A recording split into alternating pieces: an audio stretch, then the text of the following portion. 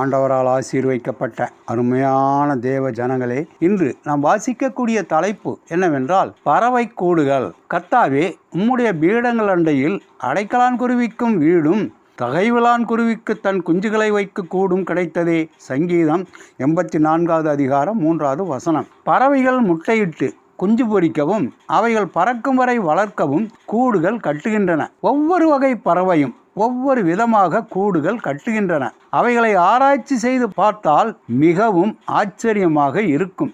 இலைச்சிட்டு அல்லது தேன் சிட்டு போன்ற மிகச் சிறிய வகை பறவைகள் கட்டும் கூடு சுமார் 2 சென்டிமீட்டர் அகலமும் 3 சென்டிமீட்டர் உயரமும் உடையதாக, அதாவது கையளவு சிறியதாகவும் இருக்கும்.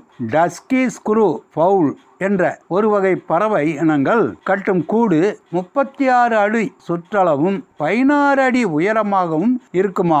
சில வகை பறவைகள் கூடு எதுவும் கட்டாமல் தரையில் முட்டையிட்டு அடைகாத்து குஞ்சு பொரிக்கும். சில பறவைகள் அடுத்த பறவைகளின் கூடுகளில் முட்டையிட்டு சென்றுவிடும். அந்த கூட்டின் சொந்தக்கார பறவை அதை அடைகாத்து வளர்த்துவிடும். நமக்கு தெரிய குயில்கள் காக்கை கூட்டினுள் அவ்விதம் முட்டையிட்டு சென்றுவிடும். காக்கைகள் தான் அவைகளை அடைகாத்து குஞ்சு பொரித்த பின்னர் இறை ஊட்டி வளர்க்கும். பொதுவாக பெண் பறவைகளே கூடுகளை கட்டும். ஆண் பறவைகள் உதவி செய்யும். தூக்கணாங்குருவி அல்லது நெசவாளி பறவைகள் என்று நாம் அழைக்கும் பறவைகளின் கூடுகள் மரத்திலிருந்து தொங்கும். அவற்றை பின்னி முடிக்க 6 முதல் 9 நாட்கள் எடுத்துக்கொள்ளுமாம். அவைகள் கூட்டமாக வாழ்வதால் ஒரே மரத்தில் பல கூடுகள் தொங்குவதை காணலாம். இதனால் ஒருவருக்கொருவர் உதவியாகவும் பாதுகாப்பாக இருக்கவும் உதவுவதாக பறவை ஆராய்ச்சியாளர்கள் கண்டுபிடித்துள்ளனர். இவைகளையெல்லாம் நாம் காணும்போது பறவைகளை அதிசயமாக படைத்த தேவனை நாம் நினைத்து பார்க்க வேண்டும். வேதாகமத்தில் பறவைகளையும்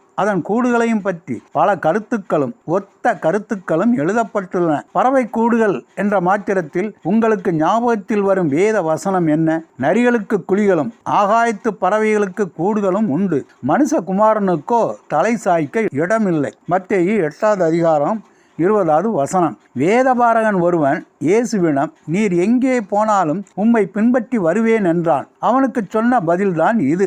இயேசு என்ன சொல்ல விரும்புகிறார்? இயேசுவை பின்பற்றுவதில் சில தியாகங்கள் செய்ய வேண்டியது இருக்கலாம். சில அசௌகரியங்களை சந்திக்க நேரிடலாம். தலை சாய்க்க கூட இடமில்லாமல் போகலாம் என்று அவனிடம் தெளிவாக கூற விரும்பினார். அவன் அதற்கு பின்னர் இயேசுவை பின்பற்றினானா பின்பற்றவில்லையா என தெரியவில்லை. எந்த சூழ்நிலையானாலும் இயேசுவை பின்பற்ற நீங்கள் ஆயத்தமா? பறவை கூடுகள் பற்றி உங்களுக்கு தெரிந்த வசனம் என்ன? அதிலிருந்து நீங்கள் கற்றுக்கொள்ள விரும்பும் பாடம் என்ன? இன்றைய வாக்குத்தத்தம், அவைகளையும் தேவன் பிழைப்பூட்டுகிறார்.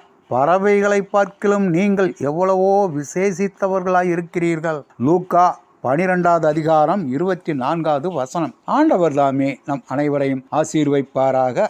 ஆமேன்.